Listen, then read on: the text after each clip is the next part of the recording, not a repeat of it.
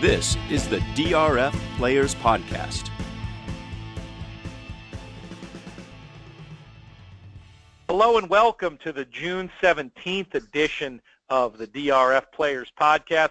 I'm your host, Peter Thomas Fornatale, back with you. We're going to have the usual crew here in a little bit, but we're going to start the show in a slightly different way. Mike Hogan is here. Say hello to the people, Mike. Hello, people. And we're also joined by, I'm going to just say it, tournament world sensation, Garrett Skiba. Garrett, kind enough to carve a few minutes out of his day to talk to us. Garrett, welcome to the podcast. Hi, thanks for having me. And I'd just like to clarify that's a live money tournament. I don't want to take any credit for having any abilities at $2 win in place, because certainly my track record there is nothing to talk about whatsoever. So I first met you when researching the book, The Winning Contest Player, and you were pointed out to me as someone who'd been having some success in the head-to-head format. So I know that you're good at head-to-head. I know that you're good at live bankroll. We'll get to the specifics of that in a minute. But you don't see the skills don't translate. You can be good at head-to-head. You can be good at live bankroll and not necessarily good at the mythical stuff. I think so. At least that's how it's been for me. Not to say that that a six-figure score is the only measure of success in the contest world, but I certainly have not had the same level of success at the $2 mythical win in place as I have in the live money. So Garrett, you've had this amazing amount of success in live bankroll contests, high up finishes in the inaugural Kentucky Derby contest 5 weeks ago, a big score at the Breeders' Cup Betting Challenge a few weeks ago, and now to win the inaugural Belmont Betting Challenge. I want to talk to you about how you approach an event like the Belmont Betting Challenge. Yeah, so you obviously was coming off some success, so feeling really good, feeling really confident, which I think is a great place to start coming into any tournament. And then, with the Belmont contest itself, really what I did was start at the end. I said, okay, if you look at all contests, either $2 win in place, mythical, live money, one thing that the final leaderboard has in common is that most of the people hit the last race. And so, for my strategy going in, it was to start with the Belmont, which was, going to be the last race of the contest, and obviously one of the most sports-winning races of the weekend. So, I started there and really worked backwards and just tried to find spots that I liked. Just so happened that the Belmont race itself was the spot that I liked the most. So, the goal going into Friday when things started was, make sure I have some bankroll left to play the Belmont the way I wanted to play it. And so, luckily, the tournament organizers allowed 2 entries for this contest in particular, and so given I had some money to work with from Churchill, I decided to take the leap and go in with 2 entries. And while one entry flamed out early in days 2, I had that second entry with enough cash to get me over the hump and give me the victory. Mike, I know you had some stuff you wanted to ask as well. Why don't you jump in with a question or two next? Yeah, I was just going to talk about your approach to handicapping in general. I mean, Garrett, when you open a card or a race for the first time, how do you approach it? How do you consider yourself a certain type of handicapper, a class, speed, pace, that type of handicapper, and what kind of products do you use when you're looking at a race for the first time? Yeah, so I would say, in terms of products, everything for me really starts with the racing form. In the past, I've tried to get away from it, but I really had a problem understanding why horses were certain favorites. Everyone really uses the racing form, and so, having that ability to look and say, oh, well, that horse is even money because he has a great buyer last race, and people must be just counting on him to repeat that performance. And so, having that knowledge and just kind of understanding where everyone else in the crowd is coming from is really the key to my handicapping, because really what I like to do is beat favorites. I hate playing favorites. Some people can call it a stabbing methodology, and that's fine because that's what it is. I'm looking for horses that really should be 10-1 and go off at 25-1. And so really that's what I saw in the Belmont itself, and that's what ultimately led to my success there. But really, going through a card, I'm looking at every race and I'm scoring it. I have a scoring methodology of 1 to 10. How wide open, how much of a chance is there for a price in this race? And all of that starts with the favorite. If the favorite is live, it's going to get a 1 or 2, and it's going to be a race that, I'm probably going to pass if it's live money. And if it's a $2 mythical win in place, I'll just, I may bite the bullet and play a lower price horse because I just don't think that a long shot is possible in that situation. Do you have some sort of methodology on how you determine the rating of whether a favorite is vulnerable? Or is there an algorithm you use, or is it kind of more on feel and based on your handicapping, you assign certain numbers and values? Yeah, I'd say it's more of a combination. I like to use, tools like, the pace ace, where a horse may have a big figure because of, a real soft pace, and one where he won't get that soft pace today. Really is a bad bet. So, let's take a field that has maybe 3 or 4 speedsters, a couple closers are in the field that have some muddy form, go off at higher odds. Boom, I think that's kind of where you find your prices, and that's where I like to look. You just don't, the horses that consistently throw 1s on their PPs don't ever go off at long shots. So, I'm kind of really always looking for that closer in a contentious pace scenario to light up the tote. Is it fair to say that your approach is much more value-oriented than selection-oriented? Yeah, definitely. Definitely more of a value capper at the end of the day, looking for, situations where, prices are more likely. So it's that horse that's coming off his first race and, his form looks terrible or the race was terrible. And, those are situations where, prices are highly likely, given that, turnarounds can happen quite quickly in this game.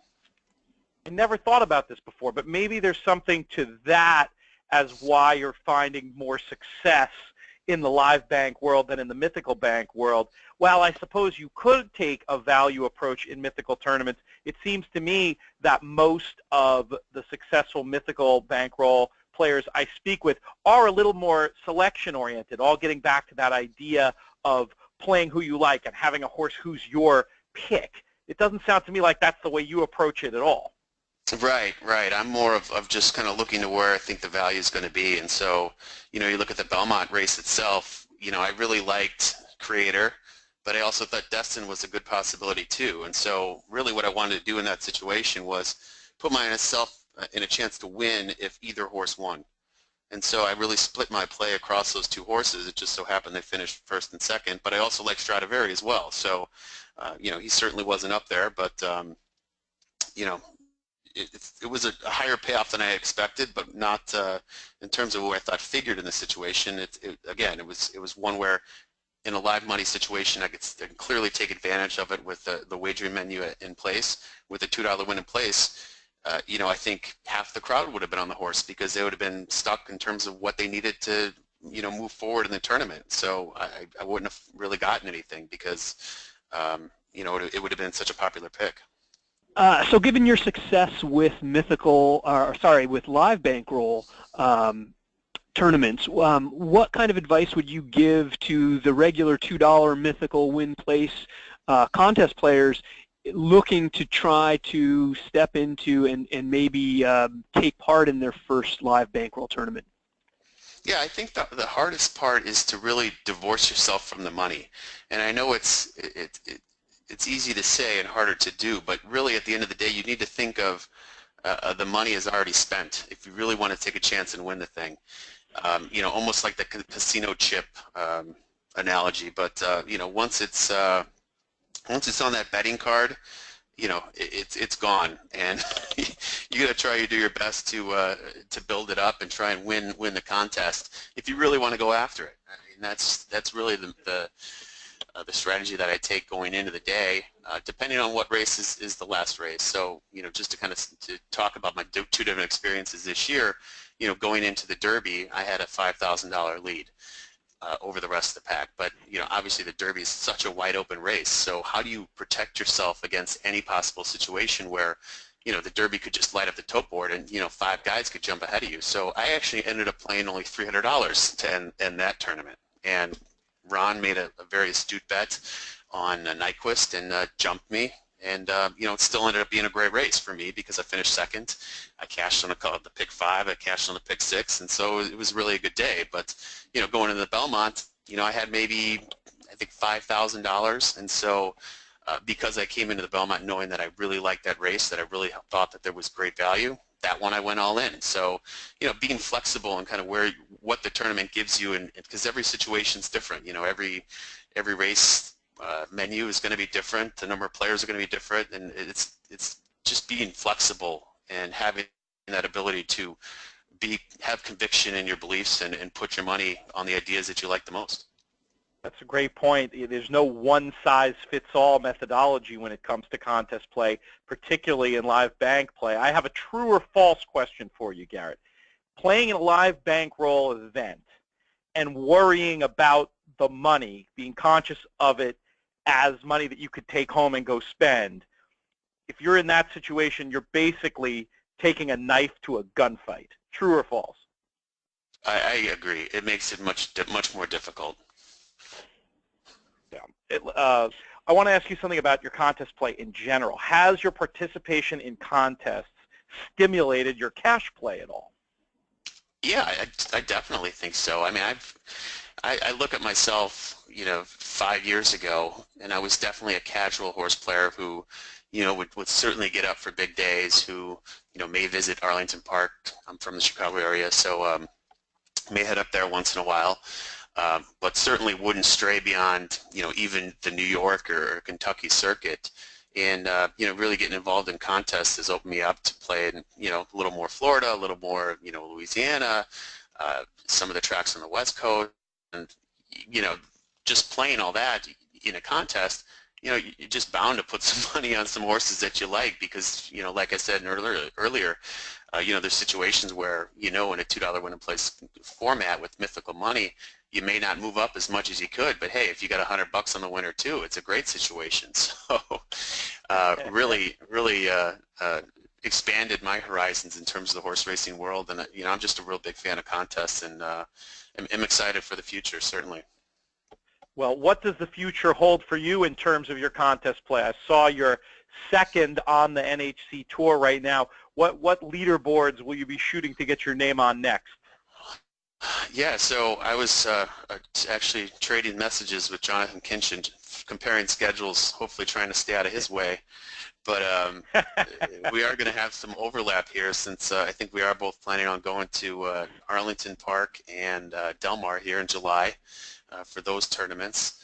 And then, definitely the BCBC since I already have the 2 seats. But beyond that, I have a 1 and a 3-year-old, and so I don't want to, I have to keep the peace at home to some extent too. So I'm really hoping to try and to reach that top 5 for first half money.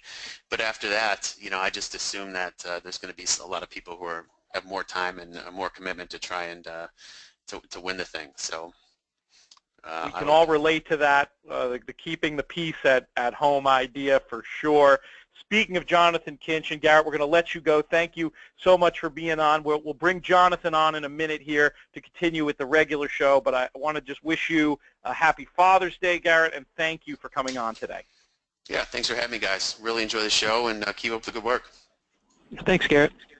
And now we're going to bring in the third member of the usual crew, Jonathon Kinchen. Jonathon, how are you today? I'm a little bit jealous of Garrett's success as of late. Two tournaments that he's done really well in that I didn't get to participate in, but I sure would have liked to have taken down some of the cash that he did in those 2 big events. And so congratulations to him for sure. Another 30-something out there in the tournament world who everybody's talking about, but I like your attitude about it. Just the right amount of envy, but mostly just respect and happiness that there's more people discovering this fun aspect of the game. So, all right, let's give a little breakdown of what the rest of the show today is going to be. We're going to chat for a minute now, eventually getting into the 4 public handicapper races. At the end of the show, we've got a very special Father's Day message that we're going to play. But let's start off by recapping a little bit some of the stuff that's been going on the last few days, especially on Twitter, where, Jonathon, you've just been getting pilloried about this whole Exaggerator is a one-turn horse situation. I almost feel bad for giving you such a hard time on the last podcast because the folks out in the Twitter world sure seem to have picked up the baton and run with it. How many people have you had to block in the last few days? Oh, I don't block. It doesn't bother me. And I started to respond, but I didn't have enough characters, and I don't know. I just, for whatever reason, I didn't. But I looked at it like one way and one way only. Is like, thank God this sport allows us to take our hard-earned money and hand it to some individual and tell them a number of a horse that we want to bet on, and they can be right. I like that people like Exaggerator because it's an opportunity for me to make money. So I would hate for everyone to agree with me, because then if everyone agreed with me, then we wouldn't really have a game. So it doesn't bother me. The only time it can get annoying is sometimes there's everyone's experienced it and seen it. Sometimes there's senseless comments, but or personal attacks, which sometimes are just annoying, but I don't let it get to me. It's not that big of a deal. I like it. I like your attitude in general. Let's talk about Royal Ascot for a few minutes. They're running once again now. I'm just amazed that every year this meet just seems to take on more and more of prominence in American racing. Have you guys been watching, Mike? Oh yeah. Yep, been watching every day, and dabbling a little bit, but not going too heavily because UK racing is not really my strong suit. But it's been fun to watch. Jonathon, I know you've made a few bets, and you had a little bit of a score the other day, as I recall. With was it with Lady Aurelia? Was that the one where you came up with that exacta? Was that the race? It was. I was fortunate enough to have a friend who could get me some action on a UK price, which was great. It was a little bit better than it was over in the US. So that was good. And then I found a way to get involved with the exacta and hit that as well. So I mean, nothing crazy, no outrageous scores or anything like that, but it made the day successful. I thought when we were talking about it before, and I think I'm thinking about the right race, you had this sort of method of handicapping the handicappers, where your way of coming up with who was going to run in behind her, I thought was interesting, and was maybe something people could learn from, if you want to tell about that for a minute. Well, I think that we've all been in a situation where you're not forced, but you're inclined to bet a race that you haven't done the correct amount of work on. But we all follow the sport pretty heavily, obviously, and so there's certain things you can get from the way that the race is being bet, listening to outside information that can help you make a good opinion quickly without actually looking at the PPs.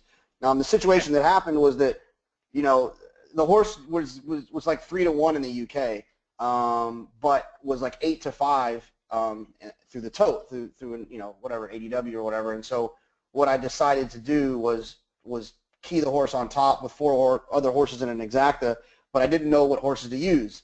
So I looked at the morning line and looked at what horses were bet down from the morning line, and if they were bet down, I included them. And then I also was listening to the broadcast and heard that Aidan O'Brien didn't like the second or third choice's chances on soft ground, so I tossed that horse, and then I hit the exacta. So with no PPs. So. We don't recommend handicapping with no PPs normally, but it's interesting. A meet like Royal Ascot, you can certainly you can kind of see the utility of it in certain tightly circumscribed situations, especially when you have a situation like with Lady Aurelia, who there was a lot of positive buzz on, and certainly lived up to billing. I just thought it was an awesome performance. I happened to be on with Steve Bick when that race was going on live, and when the feed from Ascot came back to us, we were both just laughing. It was an amusingly easy performance, I thought. Oh, absolutely. She won for absolute fun, and I think that the most impressive part about it was just the way in which she just drew away, and it was just, horses aren't supposed to win turf sprints that impressively, and I think that was probably the most impressive part about it for me. The other Twitter kerfuffle over the intervening days since the last podcast was caused by Mike Hogan, as usual, stirring the pot when he decided to take our little our quick little Wise Dan versus Tepin conversation and throw it out there to the masses. Mike, did you have any particular takeaways from the world's reaction to your little question? It was relatively evenly split. It was only 60-40, which, given which way? Margin of error. Well, it went to Wise Dan, which is not terribly surprising because a lot of the people that picked Wise Dan said, well, once let's see Tepin run off, as many races as Wise Dan has, and then we'll talk. So there was, I think, those that were against Tepin were taking that body of work, number of years approach to it, which was fair. The most amusing thing and the silliest thing was, people. The question was Wise Dan or Tepin. Who do you like? Who's better? And then people were answering Lure, Goldakova. That's not the question. It's like not the question. Reminds at all. me. Man of war. It reminds me of that great scene. There's that great scene in the movie Diner. I don't know if you guys are familiar with it, where the question, trying to remember what the original question is. It might be Johnny Mathis versus Sinatra, and the Mickey Rourke character says Presley. Always like that scene in Diner. All right. Well, we're already sort of fairly well into the show today. We've got 4 interesting races for Public Handicapper to get to, and then we've got our special Father's Day segment at the end of the show. So I think we should dive right in, if that's cool with you guys. You ready to chat about these races?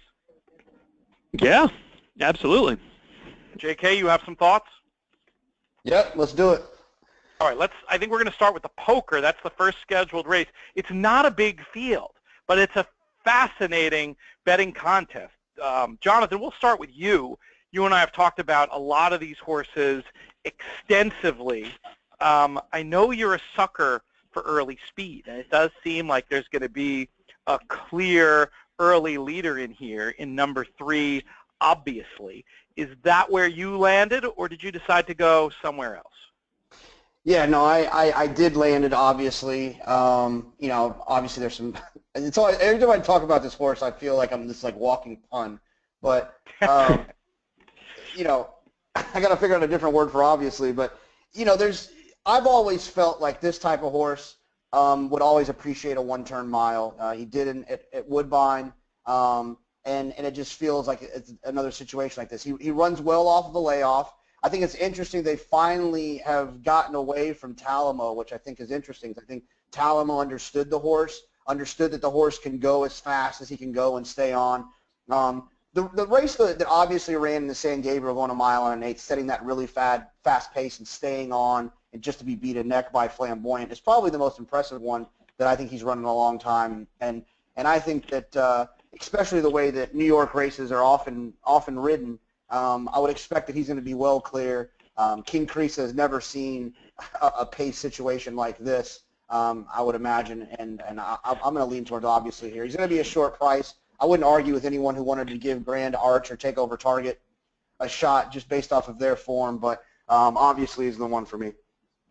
All right. I'm going to interrupt this podcast to bring you the inaugural version of a segment I want to start doing on the show. It's called Good Stat, Bad Stat, for lack of a better word. Those stats themselves aren't inherently good or bad, really.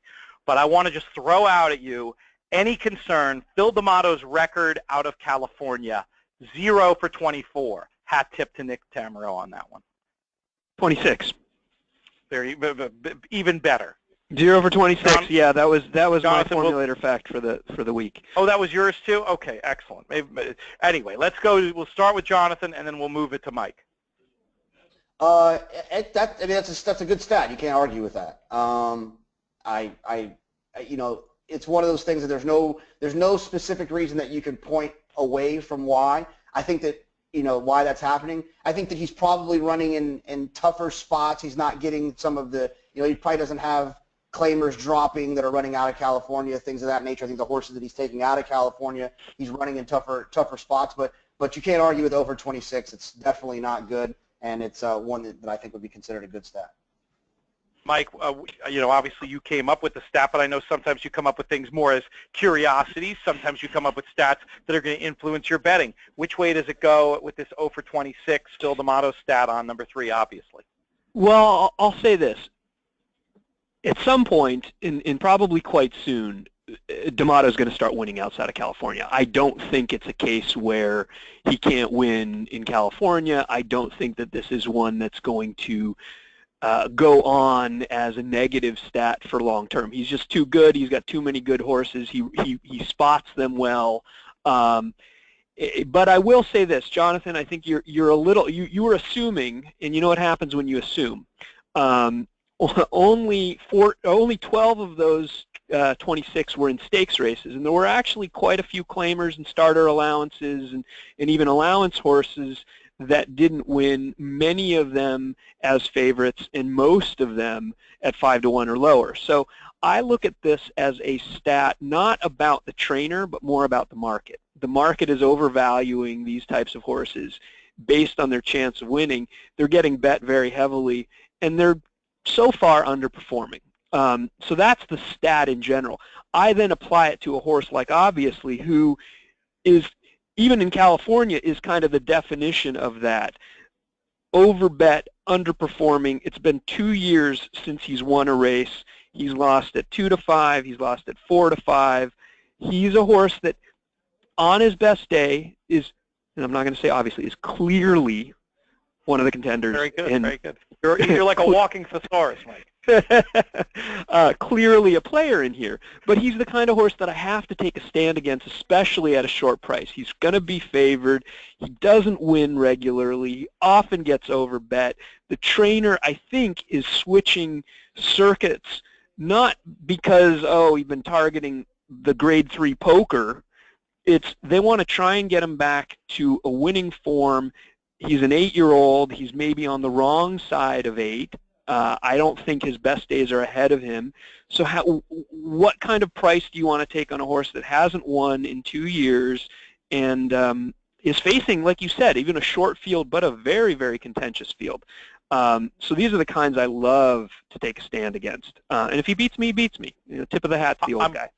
I will get to who you actually like in the race in a second, Mike, but I just want to chime in. For me, that is a stat that gives me too much pause. So in that sense, I think it's a good use of a negative statistic to have that one out there in the world. I also want to echo what Mike said about, I don't think this D'Amato not winning outside of California thing is something that's necessarily going to continue. We saw it, and we're going back now many years, but a guy like Steve Asmussen, when he first came to New York, very tough times before he sort of figured it out. There are some trends with trainers and shipping that continue to this day. Chris Larmy, who was excellent on our last podcast. If you haven't heard our last pod, go back and listen to Larmy. Jonathan, you better keep up the good work. I got him on speed dial to come in here to replace you if you slip at all, just so you know. I wouldn't doubt it. But he had his stat about Kieran McLaughlin just historically performing so much better in New York than when he ships around. But I don't anticipate that's what we're looking at with D'Amato, but it's just enough to give me pause for now. And the other thing I wanted to mention was I only remembered as you guys were talking that the good stat, bad stat, that was the podcast segment that came to me in the dream. So I wanted to say I'm honoring my subconscious here by bringing this up. All right, Mike, enough of that. Who do you like in the race? I will just say this before we go on from that stat. 16 of the 26 were odds of 5-1 or lower. So again, that's one.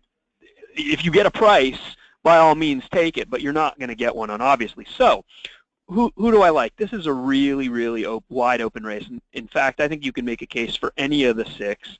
At first glance, I leaned toward Force the Pass, so I think I picked the last time he was entered in a race. The Dixie, and he scratched in the Dixie because of the wet turf, and I think you picked him there. I did, you're right. And, I think he's a player.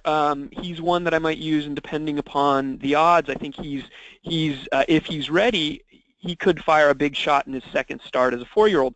But there's a little bit of a concern for me, and that's the nearly 4-week gap in the work tab, and only one work since May 17th. He's had a little bit of a layoff since the last race. That was his first start since September. I think this is another get a race into him, and then maybe he'll be better next out. So I'm a little hesitant about leaning too hard on a horse like Force the Pass in this spot. That said, I'm going to take a shot with a horse that you've mentioned already, and that's number 5, King Crisa. Obviously, he's an older horse. He's 7 now. His best days may be behind him. However, he's one that I think is going to run better in this third start off the layoff. You look at the last year, the form cycle pattern. First start off the layoff was his worst one of the year. He was 6th in the return race. Then the next start, a little bit better, was 3rd. Third start off the layoff was in the poker last year, where he wired the field at 17-1. I don't know if he's going to do that this year, but I think he's going to run well. And David Donk doesn't really get them fired up off the layoff. They do better in the third start. In fact, he's 6 for 25 with 5 seconds. That's 11 for 25 in the exacta, 4.24 ROI in the last 2 years, third start off the layoff in turf routes. So I like the jock switch to Irid. I think he's a good horse. If he's able to find some of his past glory, I think he could surprise at a price. I'm with you on King Crisa, Mike, and I'll just add one thing, which is a little trip angle from last time, which is where he made a move into a race that collapsed. One of my favorite trip handicapping angles. Made the front there, eventually got taken over by Tapitation, who came from way back. And I agree with everything you said about the form cycle. I think he could get a nice toe into the race, behind obviously, and if obviously doesn't find, for whatever reason in the stretch, I think it's going to trip out perfectly for him. And, I'm a copycat. The other one I like is number 2, Force the Pass. And the only observation I wanted to add there was, I'm not sure, but I'm assuming CNS in the work tab for Force the Pass is that a private training center for Colt Neck Stable, perhaps, the owners? I think you guys know? Might be right. I can click on it from Formula. Yes, Colt Neck Stables. That's true. It is. So it's not, so they're just calling in works to, I'm assuming they're just calling in works to the Racing Form Equibase, wherever they do, to meet certain requirements to show that the horse is healthy and fitness. It doesn't necessarily mean that he's only had the works you're seeing there, I think, because it's a private training center. So I'm not too worried about that. I think he's a very talented horse, too. So pretty simple in this one for both of, for me and Mike, it's Force the Pass, number 2, King Crisa, number 5. For me, they're in either order. Are they for either order with you, Mike, or would you put one on top? I think I'll take King Crisa on top, partly because of the better price, and partly, like you said, we could get the good trip. I'll also note 7 for 17 at Belmont, 11 for 17 in the money. I think this one-turn Belmont Mile is what he wants. This is the kind of the trip where he's run his best races. You get him to the 2 turns at Saratoga, and then that 2-turn Shadwell Mile at Keeneland. Those are some of the weaker races on his past performances. So yeah, I'll put King Crisa on top. And Jonathan obviously taking the chalk, number 3. Right. No. What's funny though is you guys' second choice and Mike's top choice, King Crisa, to me is the least likely winner, because this is one of those spots when there's a quality speed horse, like obviously who's clearly faster than another horse who's typically on or near the lead.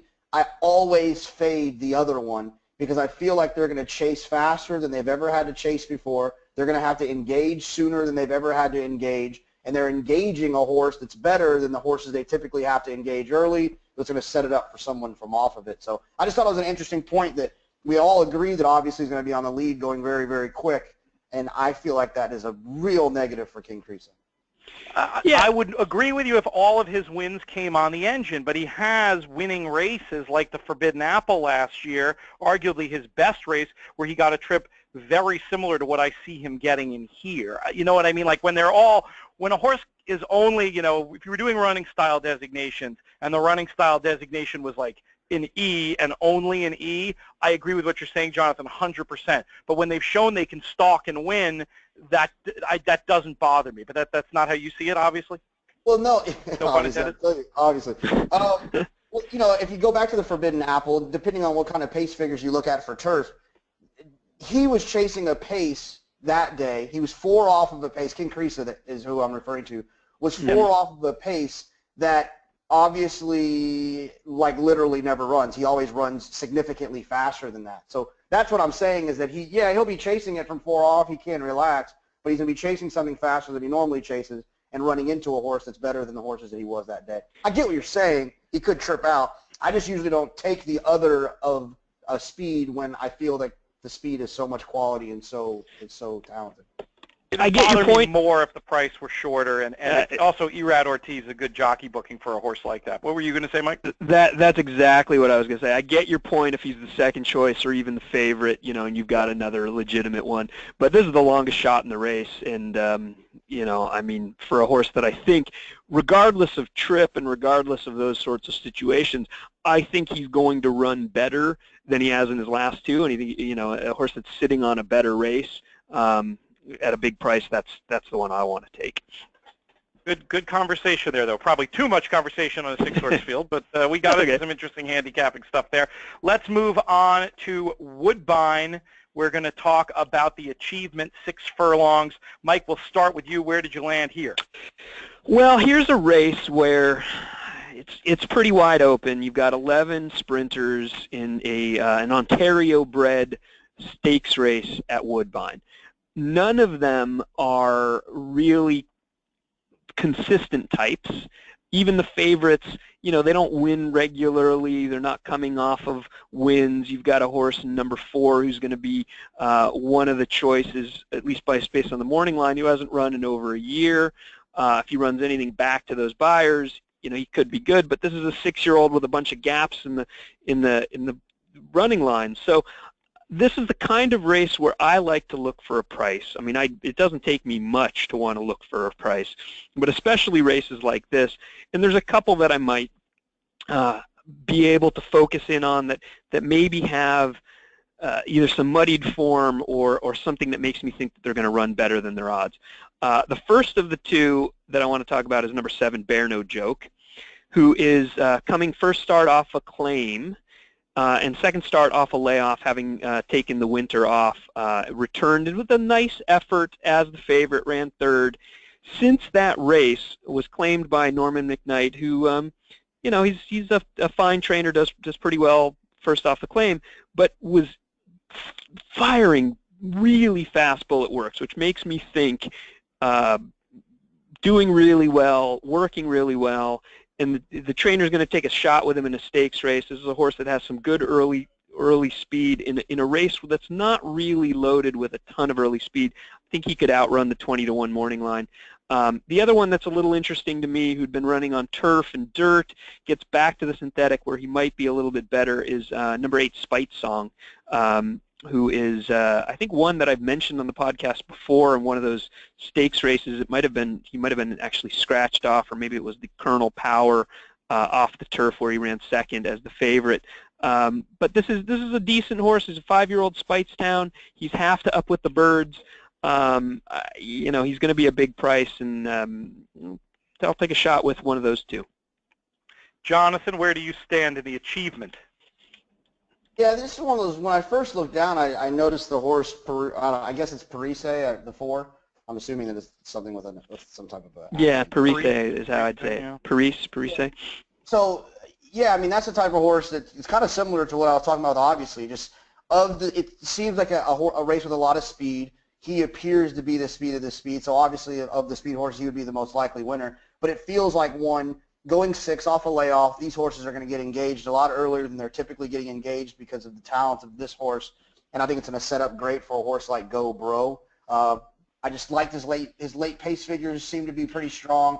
I thought the race at May 7th, he closed into a moderate pace, and anytime I can find a horse who's closing into a slow to moderate pace, I definitely upgrade horses off of that. He's drawn outside. He'll be able to see everything inside of him that's going to happen, and I think he'll get a nice setup to close into, and I think he fits. And so at 15-1, there's not really too many reasons that you need to lean on a horse like that. So I actually, when I looked at this race because I knew it was a public handicapper race, I looked at all the DRF tournament races that were going to be used on Saturday and was a little bit bummed out that this one wasn't involved.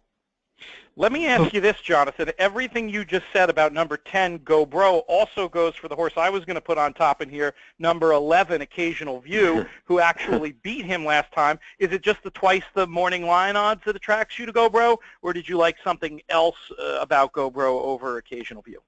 Well, I mean, look, I guess that it's one of those things. But I felt like the race for Occasional View on April 30th, I thought the pace was a little bit more fair that day. And at least some pace figures suggested that was the case. And then also, yes, you're right, he did beat him last time, but it was on turf. And not that turf and synthetic are apples and oranges, but there's a little bit of a difference there. And I just felt like Go Bro is probably a little bit better on synthetic, and leaned with him in that for that reason. All right, well, we have lots of interesting price options for folks there. What were you going to say, Mike? It's funny you asked that. I was going to ask that same question, but I was also going to ask another question, which is number 9 has the same exact connections, including the same jockey. Do you think one of those two will scratch? And I was a little hesitant to take either 9 or 10 Sweetgrass Creek or Go Bro just because of that. Yeah, That's it's the same point. I don't know. I don't follow Woodbine's racing enough to know like what their rules are with naming jocks and all that stuff. I mean, it might just be a deal where they're a little bit more lenient up there. I really, like I said, I only typically play Woodbine if it's in a tournament that I'm in, or if they have some big stakes. I don't follow it enough, but that is interesting to note for sure. But if they both run, I would be very aware of where Campbell shows up because he was on both horses. So sure, that's a great point. So keep an eye on that for sure. It could be, many jurisdictions do have that rule where you can name a rider on 2, but then one of them has to scratch. You can't do the old jockey change routine. I'd ask Tommy Massis, but I'd be afraid he would grab me in places I don't want to be grabbed. So we'll have to send that one out to Twitter and let somebody answer the question there. Let's move on next to Santa Anita. That's the next one in terms of the sequence of time. We've got the Rainbow 75,000K Stakes. Interesting handicapping puzzle. Jonathan, we'll start once again with you. Yeah, I really struggled with this one. The type of horses that, here's where I started with it, and I'm actually gonna make my pick on the fly because I haven't even decided yet, to be honest with you, because it's a tough spot. Undeniable You is one of those horses I remember from the beginning of kind of the season that I was really impressed with the races he was running for a trainer who does not typically excel with horses on the turf, being Bob Baffert. And so he was one horse that I always thought was one that you needed to respect his talent. It's the same idea that made me fall in love with the Visadero last year with Buff Bradley having really low numbers with first-time starters, and that horse kind of overcame that. I think when you can find a horse that can overcome a trainer's deficiency, I don't want to say deficiency, but a trainer's kind of pattern or a trainer's, weak spot. I think a weak spot is fair. I mean, this is a category with Bob Baffert where over the years, you'd be better off setting your money on fire and throwing it in the street than betting him on the turf. So when you see him with an impressive turf horse, it means something.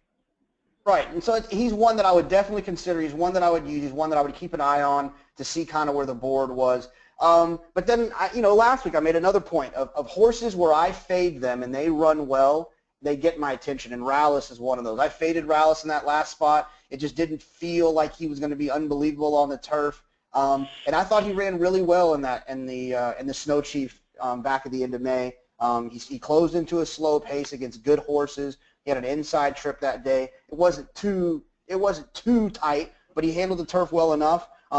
I've talked about how much I respect Doug O'Neill, and he's probably going to be my selection in this spot. But I definitely will keep an eye on Undeniable You, as he's been one I've been following for kind of battling through for Baffert on the grass. You've been watching a lot of Santa Anita. In your experience, Jonathan, how tough is the 10 post going to be at that 1 1/8? Does that long run to the first turn mitigate the sort of knee-jerk reaction many cappers, including me, had when we looked at this race and looked at what the kind of trip Rallis was going to get? Yeah, at a 1 1/8 you get the whole stretch. So if you get a bad trip, if you started in Monrovia, it doesn't make a difference. So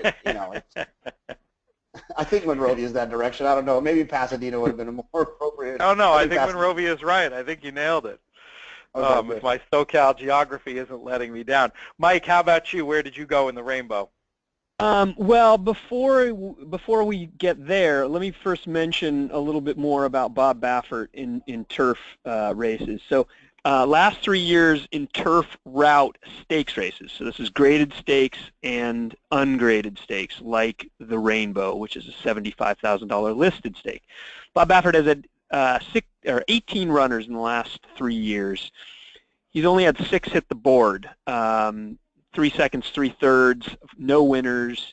You know, and again, depends on the price. If you get a nice price, I would need more than the 5-1. If I got 7, 8, maybe 10-1 on Undeniable You, I would lean towards him. The other thing that was interesting to me is Joe Talamo is riding. Joe Talamo hasn't ridden for Bob Baffert, I think, since like 2012.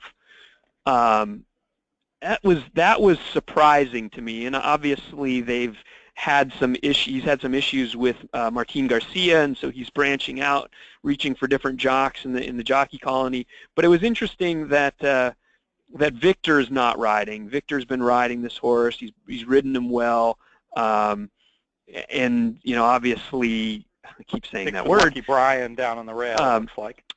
Well, moves to Lucky Brian. Oh yeah, I guess he'd ridden him once before.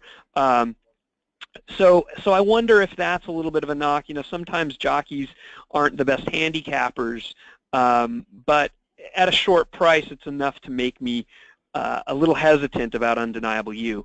Not the horse that I'm real quick, Mike. I know you're going to give your just real quick on Victor. I think that the Victor situation is Ronus Racing. He rides Stellar Wind. He rides. I think he rides all of their good horses for Sadler. Gotcha. And so I think that's probably politics a little maybe bit, there. Yeah, and then I also wanted to poke Pete while you give your pick so that he can Please. roll around on the ground in pain. I wanted you to look at Lucky Brian's running line and see if you remember Lucky Brian from a specific day in which we were playing the pick six. Yeah, I do remember him. I do remember that. That was a tough one. I'm glad we had the win saver, but that pick six should have been ours. Yeah. All right, sorry, Mike. Go ahead. See, it's sad that you say that. We should have talked before, because Lucky Brian was my play of the day when he won his maiden race. I loved the dam on turf. I thought he wanted turf route. All right, enough of this 6-month-old red boarding. Who do you like? Sorry. It's not Lucky Brian. I think he's a good horse, and you know, he could have a nice future. But the horse that I really like is way on the outside, number 11, Liam the Charmer. Ran behind Undeniable You in his second career start, first one on the turf, but ran really, really well at a big price. Hung with him the whole time. Really only begrudgingly gave up the lead late when he maybe needed the race in just his second start. Moved forward impressively and just crushed a field that's come back all right. Had a third-place finisher, came back to win.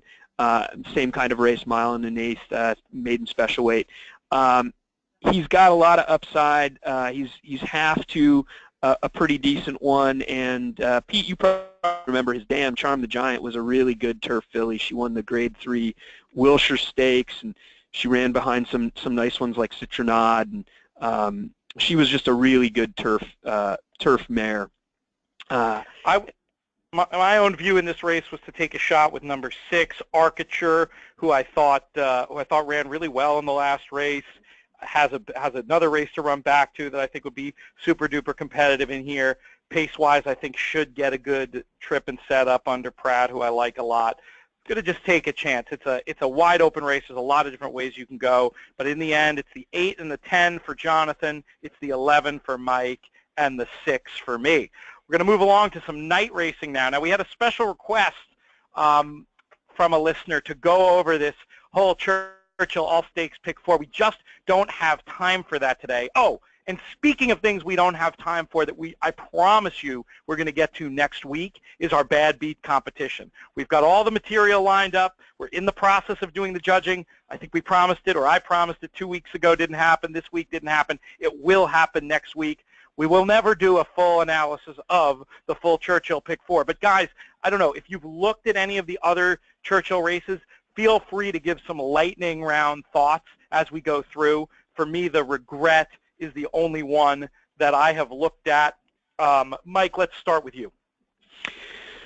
Well, we can talk regret. I mean, I think before I do, I'll just say lightning round on the race before, which is the Stephen Foster. You're going to have a legitimate favorite, I think, who is probably going to be your winner in FNX. And then the race before, you've got a similar situation with the Pizza Man in the Wise Dan. So if for whatever reason you're more clever than I am, and of course I always like to try and find any time to take a stab at short price favorites, I can't really legitimately do so with either of them. I guess if you're going to try and create some value, Untappable has not really been quite the same. She's 7-5 in the Fleur-de-Lis. Maybe you get a little crazy there. And I think the race like the Regret, the payoff leg of your all-stakes pick 4, is the most interesting race of them. So this is where I would spread.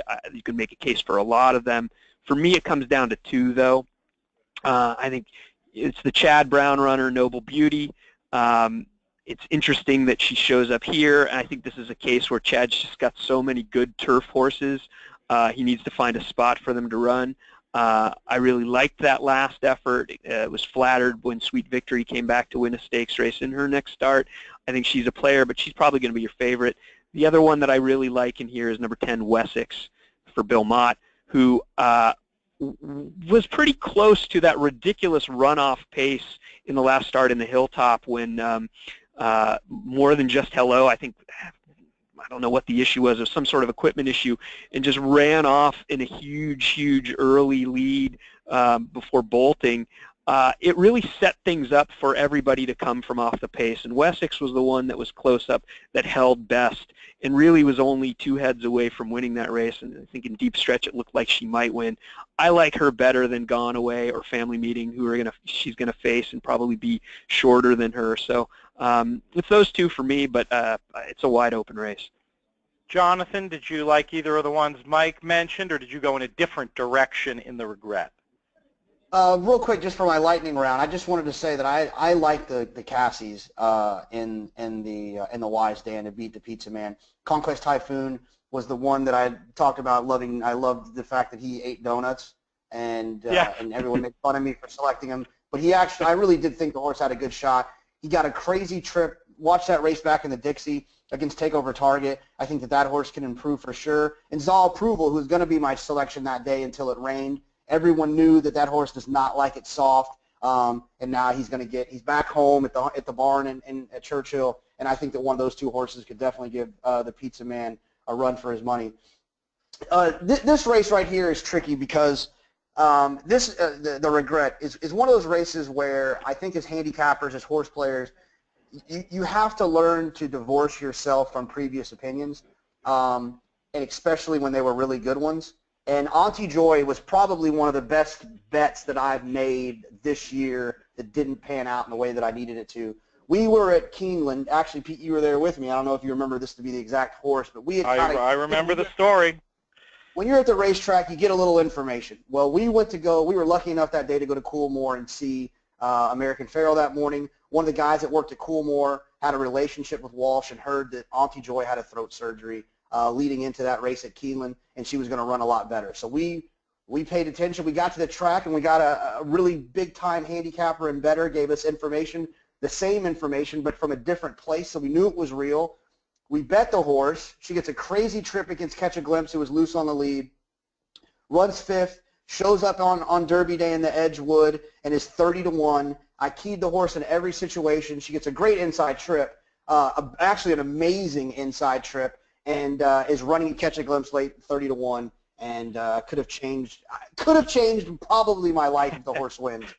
I'm gonna interrupt your story. Well, I guess you're done with that story, but I'm gonna say, add a little cherry on top of that story. This was what was that, Oaks Day, right? 6 was Oaks Day. Yes, I think you're right. Yeah. You had texted me and I think Pete your A's and B's for every race on the card, and I remember this race. You texted Lone A, Auntie Joy, and then like 5 or 6 B's in the race. And my response was, wait, that's got to be a typo, right? This is a 20 to 1 shot that's going to be higher than that. And you're Jonathon Kinchen, Mr. Chalk Man, right? That had to be a typo, right? I know. We tease Jonathon a lot about the chalk thing, but the man comes up with some prices regularly, including dressing me down with a crazy horse he came up with at Belmont yesterday that I told him was 50 to 1 and lost by about a lip. So we tease, but he knows what he's doing. It was the same horse I was on, I think, right? It was that 6 horse in the 7th race. Yeah, I had the double and keyed in the pick 3. Yeah, don't even bring it up. All right, we're running low on time, gentlemen. Let's get back to business here. So long story short, with Auntie Joy, she's 3 to 1. She's going to be bet. Everyone knows now. And so I have to go in a different direction. I'm going to multi-race situations, but I'm going to go with Wessex, the Bill Mott horse for Juddmonte. Thought that horse ran well on debut, and they ran into a little bit of a fast pace, but it was a solid effort nonetheless. And I think it'll be a much better price than Auntie Joy, and so I'm going to lean in that direction. If they sold Bill Mott T-shirts, I would buy one. And as such, I think that Wessex is in consideration, but probably would be my third level contender here. I think as open of a race as it is in many ways, I'm not going to spend too much money trying to beat number 6, Try Your Luck, who I just think fits like a glove for just a genius trainer in Mike Maker. And then the other one I was going to maybe throw in, if she's not too over bet, hopefully try to get a glimpse in some pools and see. But I'm a little interested in number 8, Dothraki Queen. That same trip at Keeneland, we were hearing all these stories about how if she ran well that day in the Appalachian, her next stop was going to be at Royal Ascot. Obviously, things went extremely wrong that day, but the idea of her back on turf I don't think it's a give up. I think it's something that they've, based on her debut race and other things we've heard, something that's been in the program for her for a while. So that would be 6, 8, 10 for me, 5 and 10 for Mike, and the 10 for Jonathon. And that, any other thoughts on that race or anything else before we bring it to our special segment here at the end of the show, gentlemen? I will mention one thing, kind of to clarify, or not clarify, but to add on to what Jonathon said about the Cassie runners in the Wise Dan. Jonathon, you remember from the work report, ZA Approval was working with and regularly outworking Conquest Typhoon in the morning. So, and since that last race has fired a bullet work, so I think he might be, if he gets firm turf, which it looks like he will, he would be of the two the one I would lean more heavily on in terms of trying to beat the Pizza Man. But you're right. Yeah, I think the Cassie runners might be the biggest threat in there. Jonathon, a final thought. Yeah, no, I completely agree. What got me on ZA Approval leading into the race at Pimlico was the fact that it was pretty publicized that he was working with World Approval, and who ran well on Derby Day in not the Macon, but the Woodford Reserve, and so that kind of got my attention. And then I text Norm the day of, and he just wasn't excited about the ground being soft, and so I give ZA Approval a big excuse for there, and I look forward to turn it around here. You're confusing your bourbon sponsors of races there, Jonathon. That's understandable. Maybe one of these days we'll get a whiskey sponsor for the DRF Players Podcast. I'm hoping it's a rye made in Brooklyn.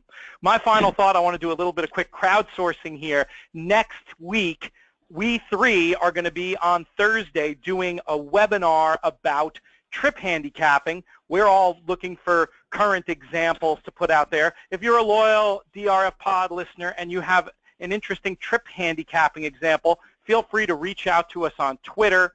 You don't have to tag all of us, but you could if you want to. At Looms Boldly here. Mike, of course, the man behind at DRF Formulator. Jonathon is at UT Big Hair. So feel free to chime in. We'd love to use some of your examples. And please sign up for the webinar. You'll be seeing places to do that on the DRF homepage soon. We're going to have a lot of fun next Thursday. Okay, this weekend is Father's Day, of course. Now, I, in my broadcasting career, especially since I've taken over the duties as host of this show, have basically what I do is I steal liberally from the body of work of my father. There's a lot of little flourishes that longtime listeners to him will hear when you come on here, whether it's the thank yous at the end of the show, whether it's the very special guests, or even just something as simple as saying back with you at the beginning of the podcast. Those are all taken from him. Today, we're going to take something from him that is one of my favorite things that he ever did, which is every year on Father's Day, he would interview me and my brothers and stitch it together and play it on his show. So now, me with only one child, we all each have one child, including our producer, Charlie Zegers, has chimed in as well with his daughter, and we've put it together for this Father's Day special on the DRF Players Podcast, and here's what it sounds like. The numbers are going too fast. Yeah. Why? Well, it's just that's recording. Are you a big fan of horse racing? Yes. Who is your favorite horse? 1. The number 1? Why do you like the number 1 so much? Because I like 1. You can't really argue with that. Hey, buddy, Dad wanted to ask you if you like horse racing. Yeah, I do. You do? Who's your favorite horse? Number 1. Number 1? Mm-hmm. I know someone else who likes the number 1 horse. Why do you like the number 1 horse so much? Because he can run, super fast. He can? Mm-hmm. Hi. What's your name? Karina. Do you like watching horse races? Kind of. Who's your favorite horse? Karina Mia. Carina Mia? That's a good choice. You know she won the other day, right? Uh-huh. How old are you? 3. Who is your best friend? I don't know. You don't know who your best friend is? Yeah. I don't understand how that's possible. I think my best friend is Lily. Lily, okay. Very cool, very cool. Does she like horse racing?